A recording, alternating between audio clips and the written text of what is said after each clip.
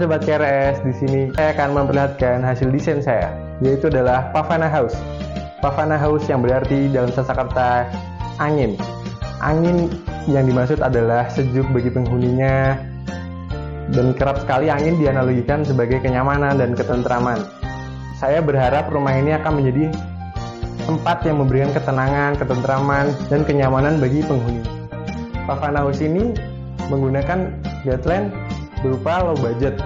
Low budget itu adalah harga yang murah, namun juga kualitasnya juga yang kuat. Kemudian ada healthy house. Healthy house itu adalah rumah sehat. Rumah sehat menurut Direktorat Kesehatan yaitu adalah yang memenuhi kebutuhan fisiologi, kebutuhan psikologi, dan pencegahan penyakit dan pencegahan kecelakaan.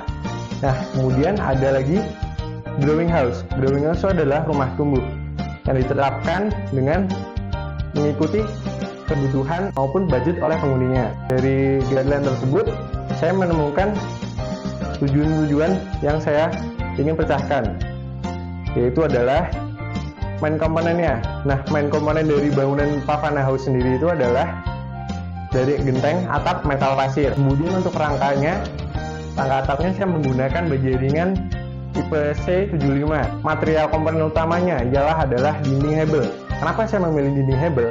Karena dinding hebel adalah salah satu material yang cepat untuk dikerjakan untuk pembangunan sebuah rumah. Untuk kusennya sendiri saya memilih kusen aluminium. Nah, kemudian saya memecahkan solusi untuk penghawaannya dan kenyamanannya bagi penghuni rumah tersebut. Yang pertama adalah saya menerapkan dengan jendela krepyak. Jendela krepyak itu adalah jendela khas dari Jawa. Namun di sini saya menggunakan dengan material aluminium. Itu berfungsi untuk memasukkan angin ke dalam ruangan. Kemudian juga saya meletakkan area dapur itu di daerah luar. Kenapa saya meletakkan di situ? Karena saya ingin membuang asap dari polusi memasak itu agar langsung keluar ke udara segar. Kemudian saya menggunakan tanaman rambat di depan pintu masuk, supaya agar ketika pintu itu dibuka, privasi tetap dijaga dan tidak terlihat langsung oleh orang luar ke dalam rumah. Kemudian ada lagi jendela mati di atas ruang tamu yang berfungsi sebagai pencahayaan alami agar tidak terlalu boros energi listrik yang digunakan. Kemudian saya menggunakan konsep open space yang dimana itu agar terasa lebar dan luas dan menciptakan keharmonisan bagi keluarga. Contohnya seperti saya sedang makan, lalu di situ juga ada ruang tamu, bapak saya menonton TV. Jadi kita selalu berbincang-bincang setiap harinya, selalu bertemu, meluangkan waktu bersama. Saya memecahkan solusinya juga dengan cross ventilation. Cross ventilation ini saya menggunakan material roster dan jalusi. Nah, roster itu diletakkan di ruang tamu pada area depan. Itu berfungsi untuk memasukkan udara dingin. Kemudian dikeluarkan melalui jalusi pada area atas ruang makan. Kemudian ada lagi di kamar. Di kamar saya menggunakan jendela krepyak dan roster itu tadi. Kemudian juga ada di ruangan kamar yang kedua, saya menggunakan jalusi dan lubang angin. Nah, itu anginnya nanti masuk melalui jalusi, melalui bawah, lalu keluar lagi melalui atas. Kemudian untuk tumbuhnya, saya mendesain rumah ini berawal dari tipe 27.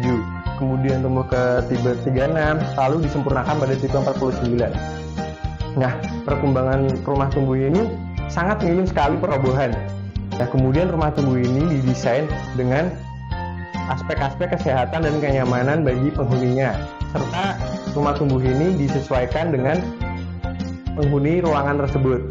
Pada tipe 27 itu terdapat satu ruang tamu, satu kamar tidur, satu kamar mandi, serta dapur. Kemudian untuk pertumbuhan yang kedua yaitu adalah tipe 36 ditambah satu kamar lagi. Dan kemudian tipe terakhir yaitu adalah tipe 49/84. Dia memiliki satu ruang tamu, 3 kamar tidur, satu kamar mandi dan satu dapur, dan satu tempat laundry. Memilih menggunakan carport yang agak ngekuh, itu supaya agar saat parkir itu tidak nabrak bagian taman. Kemudian untuk carportnya sendiri saya menggunakan glass block.